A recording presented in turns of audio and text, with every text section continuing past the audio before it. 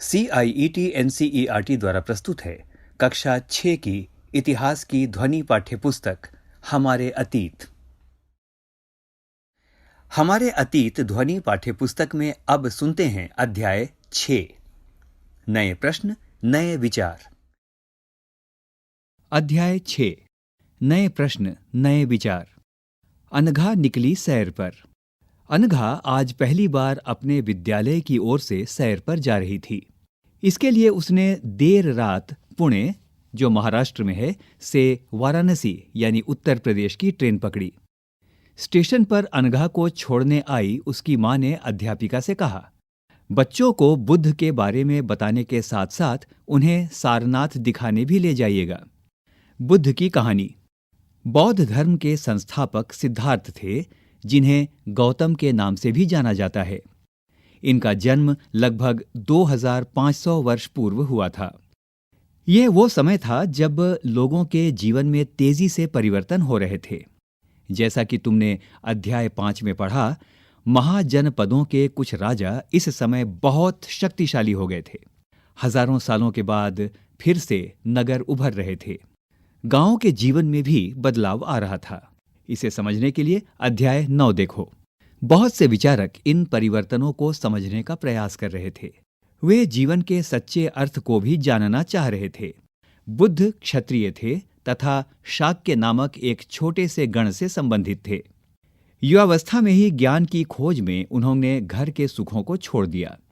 अनेक वर्षों तक वे भ्रमण करते रहे तथा अन्य विचारकों से मिलकर चर्चा करते रहे। अंततः ज्ञान प्राप्ति के लिए उन्होंने स्वयं ही रास्ता ढूंढने का निश्चय किया। इसके लिए उन्होंने बोध गया, बिहार में एक पीपल के नीचे कई दिनों तक तपस्या की। अंततः उन्हें ज्ञान प्राप्त हुआ। इसके बाद से वे बुद्ध के रूप में जाने गए। यहाँ से वे वाराणसी के निकट स्थित सारनाथ गए, जहाँ उन्होंने पहली बार उपदेश दिया। कुशीनारा में मृत्यु से पहले का शेष जीवन उन्होंने पैदल ही एक स्थान से दूसरे स्थान की यात्रा करने और लोगों को शिक्षा देने में व्यतीत किया। पृष्ठ संख्या 58। इस पृष्ठ पर एक चित्र दिया गया है जो सारनाथ स्तूप का है। इस इमारत को स्तूप के नाम से जाना जाता है। यहीं पर बुद्ध ने अपना सर्वप्रथम उपदेश दिया था। इसी घटना की स्मृति में यहाँ स्तूप का निर्माण किया गया। अध्याय 11 में तुम इन स्तूपों के बारे में और अधिक पढ़ोगे। आइए अब पाठ में चलें। बुद्ध ने शिक्षा दी कि यह जीवन कष्टों और दुखों से भरा हुआ है, और ऐसा हमारी इच्छा और लालसाओं, जो हमेशा पूरी नहीं हो सकती, के कारण होता है। कभी कभी हम जो चाहते हैं वह प्राप्त कर लेने के बाद भी संतुष्ट नहीं होते हैं एवं और अधिक अथवा अन्य वस्तुओं को पाने की इच्छा करने लगते हैं। बुद्ध ने इस लिप्सा को अण्हा या तृष्णा कहा है। बुद्ध ने शिक्षा दी कि आत्म संयम अपनाकर हम ऐसी लालसा से मुक्ति पा सकते हैं। उन्होंने लोगों को दयालु होने तथा मनुष्यों के साथ साथ जानवरों के जीवन का भी आदर करने की शिक्षा दी। वे मानते थे कि हमारे कर्मों के परिणाम, चाहे वे अच्छे हों या बुरे, हमारे वर्तमान जीवन के साथ साथ बाद के जीवन को भी प्रभावित करते हैं। बुद्ध ने अपनी शिक्षा सामान्य लोगों की भाषा प्राकृत में दी।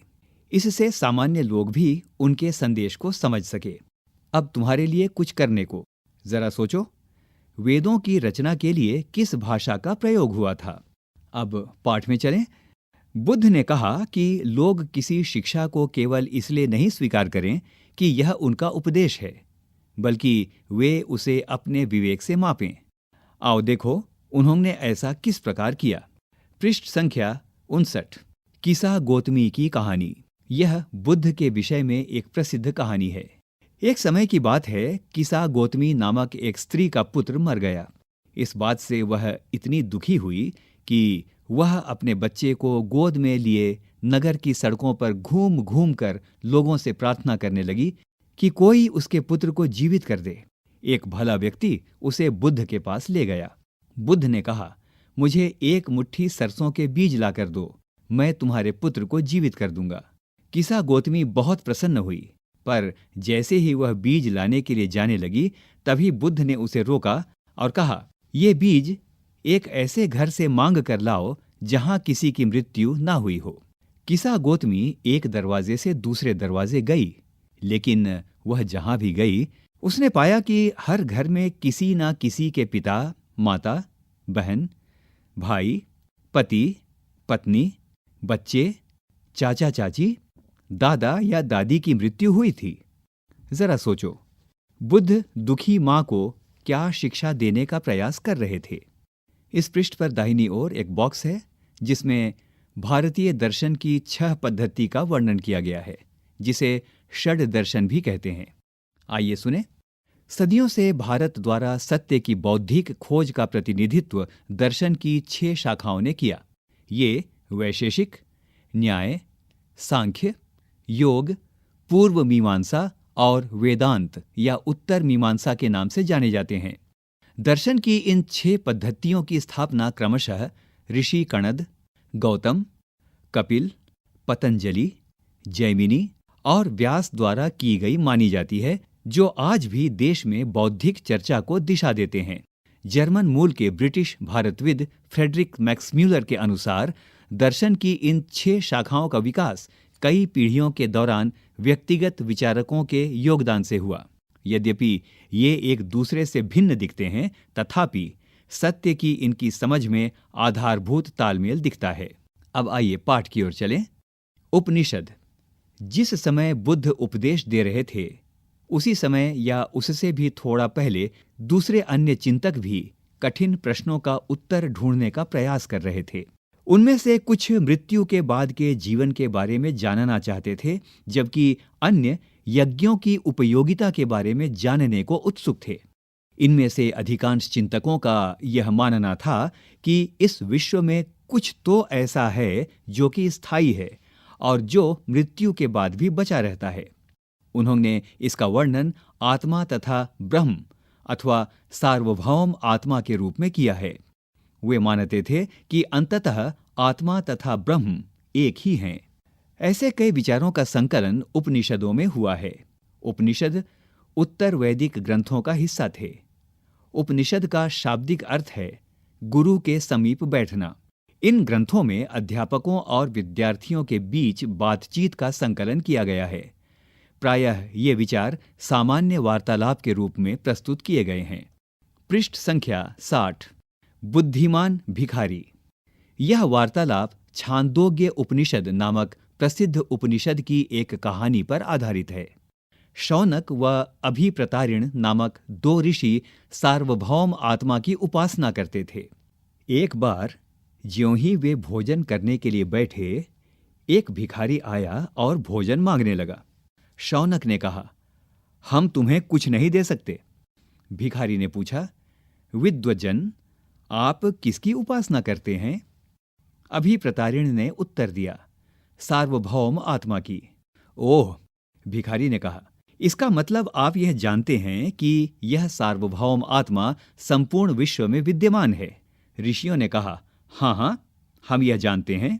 भिखारी ने फिर पूछा, अगर यह सार्वभौम आत्मा संपूर्ण विश्व में विद्यमान है, तो यह मेरे अंदर भी विद्यमान है। मैं कौन हूं? मैं इस विश्व का एक भाग ही तो हूं। तुम सत्य बोलते हो युवा ब्राह्मण। इसीलिए हे ऋषियों, मुझे भोजन न देकर आप उस सार्वभौम आत्मा को भोजन देने से मना कर रहे हैं। भिखारी की बात की सच्चाई जानकर ऋषियों ने उसे भोजन दे दिया। जरा सोचो तो, भिखारी ने भोजन पाने के लिए ऋषियों को किस तरह मनाया। अब पाठ में आगे चलते हैं। इन चर्चाओं में भाग लेने वाले अधिकांशतः पुरुष, ब्राह्मण तथा राजा होते थे। कभी कभी गार्गी जैसी स्त्री विचारकों का भी उल्लेख मिलता है। विद्वता के लिए प्रसिद्ध गार्गी राज दरबारों में होने वाले वाद विवाद में भाग लिया करती थीं।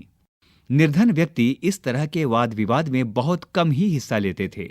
इस तरह का एक प्रसिद्ध अपवाद सत्यकाम जाबाल का है। सत्यकाम जाबाल का नाम उसकी दासी मां के नाम पर पड़ा। सत्यकाम के मन में सत्य जानने की तीव्र जिज्ञासा उत्पन्न हुई। गौतम नामक एक ब्राह्मण ने उन्हें अपने विद्यार्थी के रूप में स्वीकार किया तथा वह अपने समय के सर्वाधिक प्रसिद्ध विचारकों में से एक बन गए। उपनिषदों के कई विचारों का विकास बाद में प्रसिद्ध विचारक शंकराचार्य के द्वारा किया गया, जिनके बारे में तुम कक्षा 7 में पढ़ोगी। पृष्ठ संख्या 61। इस पृष्ठ पर सबसे पहले एक बॉक्स है और उस बॉक्स में व्याकरणविद पाणिनि के विषय में बताया गया है। आइए सुने। व्याकरणविद पाणिनि। इस युग में कुछ अन्य विद्वान भी खोज कर रहे थे। उन्हीं प्रसिद्ध विद्वानों में एक पाणिनि ने संस्कृत भाषा के व्याकरण की रचना की। उन्होंने स्वरों तथा व्यंजनों को एक विशेष क्रम में रखकर उनके आधार पर सूत्रों की रचना की। ये सूत्र बीज गणित के सूत्रों से काफी मिलते जुलते हैं। इसका प्रयोग कर उन्होंने संस्कृत भाषा के प्रयोगों के नियम लघु सूत्रों के रूप में लिखे, जो लगभग 3000 के करीब हैं। जैन धर्म। इसी युग में लगभग 2500 वर्ष पूर्व जैन धर्म के 24वें तथा अंतिम तीर्थंकर वर्धमान महावीर ने भी अपने विचारों का प्रसार किया। वह वज्जी संघ के लिच्छवी कुल के एक क्षत्रिय राजकुमार थे। इस संघ के विषय में तुमने अध्याय 5 में पढ़ा है। 30 वर्ष की आयु में उन्होंने घर छोड़ दिया और जंगल में रहने लगे। 12 वर्ष तक उन्होंने कठिन एवं एकाकी जीवन व्यतीत किया। इसके बाद उन्हें ज्ञान प्राप्त हुआ। उनकी शिक्षा सरल थी। सत्य जानने की इच्छा रखने वाले प्रत्येक स्त्री व पुरुष को अपना घर छोड़ देना चाहिए। उन्हें अहिंसा के नियमों का कड़ाई से पालन करना चाहिए, अर्थात किसी भी जीव को न तो कष्ट देना चाहिए और न ही उसकी हत्या करनी चाहिए। महावीर का कहना था, सभी जीव जीना चाहते हैं, सभी के लिए जीवन प्रिय हैं। महावीर ने अपनी शिक्षा प्राकृत में दी। यही कारण है कि साधारण जन भी उनके तथा उनके अनुयायियों की शिक्षाओं को समझ सके। देश के अलग अलग हिस्सों में प्राकृत के अलग अलग रूप प्रचलित थे। प्रचलन क्षेत्र के आधार पर ही उनके अलग अलग नाम थे। जैसे मगध में बोली जाने वाली प्राकृत मागधी कहलाती थी, जिसे आज मगधी कहते हैं। जैन नाम से जाने गए महावीर के अनुयायियों को भोजन के लिए भिक्षा मांगकर सादा जीवन बिताना होता था। उन्हें पूरी तरह से ईमानदार होना पड़ता था तथा चोरी न करने की उन्हें सख्त हिदायत थी। उन्हें ब्रह्मचर्य का पालन करना होता था। पुरुषों को वस्त्रों सहित सब कुछ त्याग देना पड़ता था। पृष्ठ संख्या 62। इस पृष्ठ पर बॉक्स में जैन शब्द लिखा है, जिसकी व्याख्या इसमें बताई गई है। आइए सुने। जैन। जैन शब्द जिन शब्द से निकला है, जिसका अर्थ है विजेता। जरा सोचो और बताओ, महावीर के लिए जिन शब्द का प्रयोग क्यों हुआ? अब पाठ। अधिकांश व्यक्तियों के लिए ऐसे कड़े नियमों का पालन करना बहुत कठिन था। फिर भी हजारों व्यक्तियों ने इस नई जीवन शैली को जानने और सीखने के लिए अपने घरों को छोड़ दिया। कई अपने घरों पर ही रहे और भिक्षु भिक्षुणी बने लोगों को भोजन प्रदान कर उनकी सहायता करते रहे। मुख्यतः व्यापारियों ने जैन धर्म का समर्थन किया। किसानों के लिए इन नियमों का पालन अत्यंत कठिन था, क्योंकि फसल की रक्षा के लिए उन्हें कीड़े मकोड़ों को मारना पड़ता था। बाद की सदियों में जैन धर्म उत्तर भारत के कई हिस्सों के साथ साथ गुजरात, तमिलनाडु और कर्नाटक में भी फैल गया। महावीर तथा उनके अनुयायियों की शिक्षाएं कई शताब्दियों तक मौखिक रूप में ही रहीं। वर्तमान रूप में उपलब्ध जैन धर्म की शिक्षाएं लगभग 1500 वर्ष पूर्व गुजरात में वल्लभी नामक स्थान पर लिखी गई थीं। इसकी जानकारी के लिए मानचित्र संख्या 7 देखो, जो 105 पृष्ठ पर दिया गया है। आइए आगे चलें। संघ। महावीर तथा बुद्ध दोनों का ही मानना था कि घर का त्याग करने पर ही सच्चे ज्ञान की प्राप्ति हो सकती है। ऐसे लोगों के लिए उन्होंने संघ नामक संगठन बनाया, जहां घर का त्याग करने वाले लोग एक साथ रह सकें। संघ में रहने वाले बौद्ध भिक्षुओं के लिए बनाए गए नियम विनय पिटक नामक ग्रंथ में मिलते हैं। विनय पिटक से हमें पता चलता है कि संघ में पुरुषों और स्त्रियों के रहने की अलग अलग व्यवस्था थी। सभी व्यक्ति संघ में प्रवेश ले सकते थे। हालांकि संघ में प्रवेश के लिए बच्चों को अपने माता पिता से, दासों को अपने स्वामी से, राजा के यहाँ काम करने वाले लोगों को राजा से तथा कर्जदारों को अपने देनदारों से अनुमति लेनी होती थी। एक स्त्री को इसके लिए पति से अनुमति लेनी होती थी। संघ में प्रवेश लेने वाले स्त्री पुरुष बहुत सादा जीवन जीते थे। वे अपना अधिकांश समय ध्यान करने में बिताते थे और दिन के एक निश्चित समय में वे शहरों तथा गांवों में जाकर भिक्षा मांगते थे। यही कारण है कि उन्हें भिक्षु तथा भिक्षुणी कहा गया। भिक्षु तथा भिक्षुणी साधु या भिखारी के लिए प्राकृत शब्द है। वे आम लोगों को शिक्षा देते थे और साथ ही एक दूसरे की सहायता भी करते थे। पृष्ठ संख्या 63। किसी तरह की आपसी लड़ाई का निपटारा करने के लिए वे प्रायः बैठकें भी किया करते थे। संघ में प्रवेश लेने वालों में ब्राह्मण, क्षत्रिय, व्यापारी, मजदूर, नाई, गणिकाएं तथा दास शामिल थे। इनमें से कई लोगों ने बुद्ध की शिक्षाओं के विषय में लिखा तथा कुछ लोगों ने संघ में अपने जीवन के विषय में सुंदर कविताओं की रचना की। जरा सोचो और बताओ, पिछले अध्याय में वर्णित संघ और इस अध्याय में वर्णित संघ के बीच दो भिन्नताएं बताओ। क्या इनमें कोई समानताएं भी दिखती हैं? पाठ से पहले इस पृष्ठ पर दिए गए एक चित्र के बारे में आइए सुने। यहाँ एक चित्र दिया गया है जो पहाड़ी को काटकर बनाई गई एक गुफा का है। यह कार्ले स्थित एक गुफा है। कार्ले वर्तमान महाराष्ट्र में है। भिक्षु भिक्षुणी इन शरण स्थलों में रहकर ध्यान किया करते थे। अब आइए पाठ में चलें। विहार। जैन तथा बौद्ध भिक्षु पूरे साल एक स्थान से दूसरे स्थान घूमते हुए उपदेश दिया करते थे। केवल वर्षा ऋतु में जब यात्रा करना कठिन हो जाता था तो वे एक स्थान पर ही निवास करते थे। ऐसे समय वे अपने अनुयायियों द्वारा उद्यानों में बनाए गए अस्थायी निवासों में अथवा पहाड़ी क्षेत्रों की प्राकृतिक गुफाओं में रहते थे।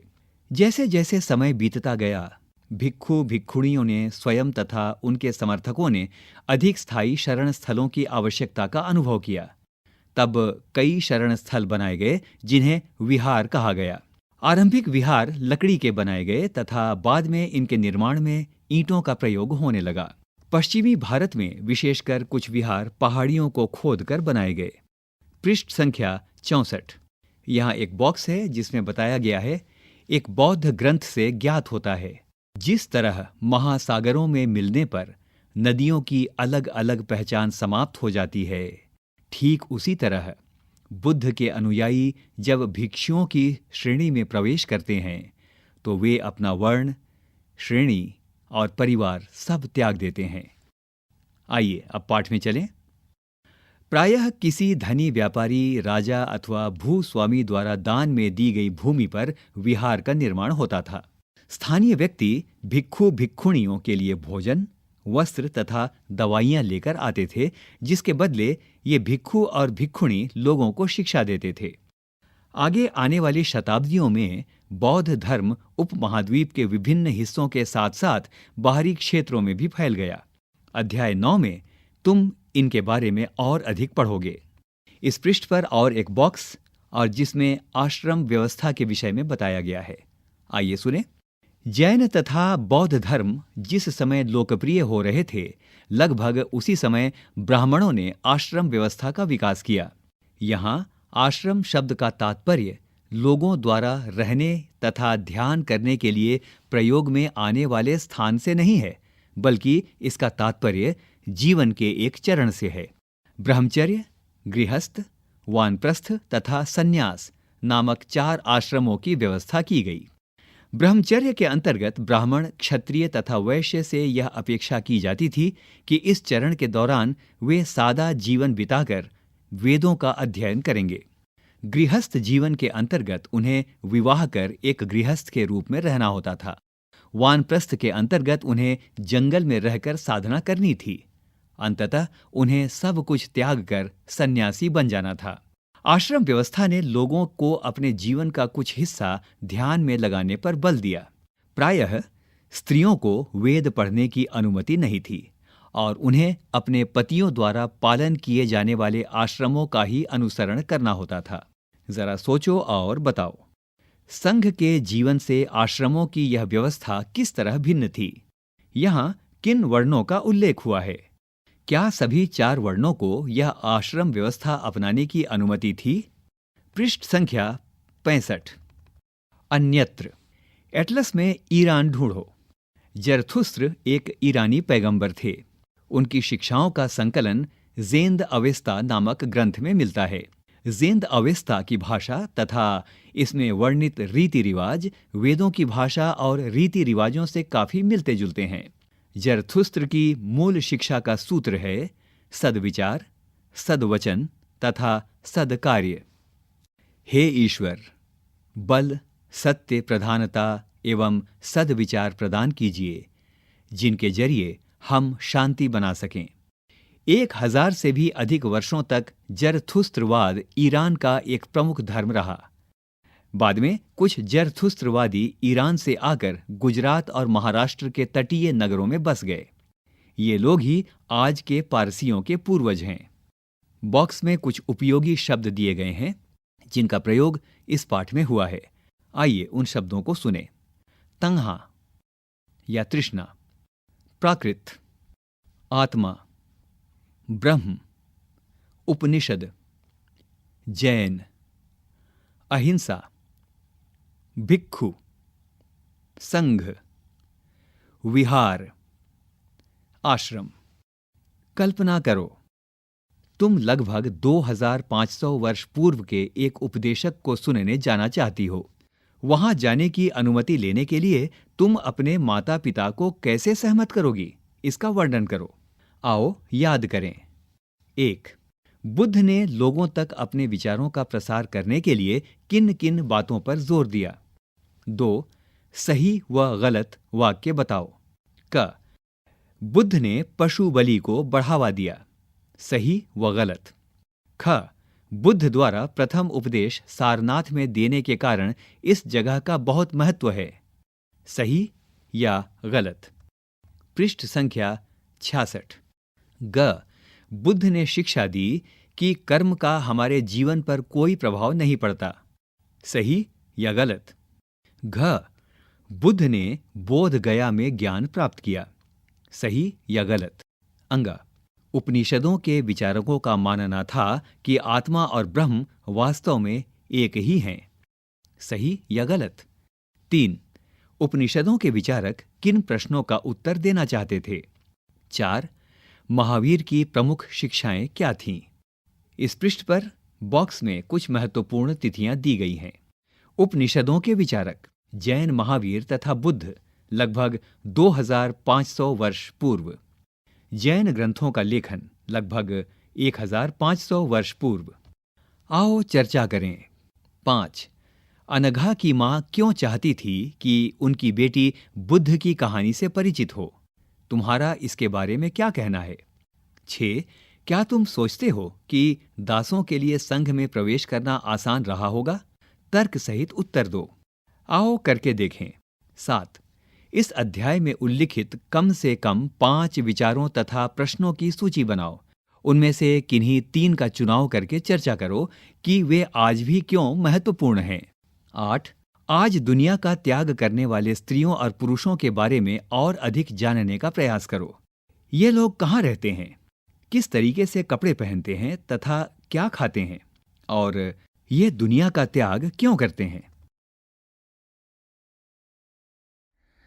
अभी आप सुन रहे थे कक्षा 6 की इतिहास की पाठ्यपुस्तक हमारे अतीत का 6वां अध्याय। शीर्षक था नए प्रश्न नए विचार। निर्माण सहयोग शानू मुक्सीम, वाचन स्वर और निर्माण अजीत होरो तथा प्रस्तुति CIET NCERT नई दिल्ली, भारत।